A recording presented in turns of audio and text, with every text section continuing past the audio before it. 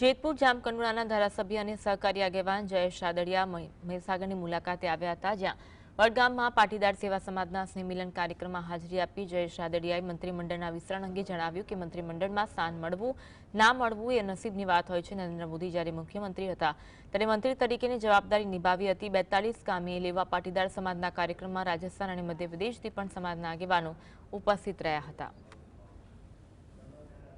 મંત્રીમંડળમાં સ્થાન મેળવ્યું નથી એ બધી નસીબની વાત હોય છે।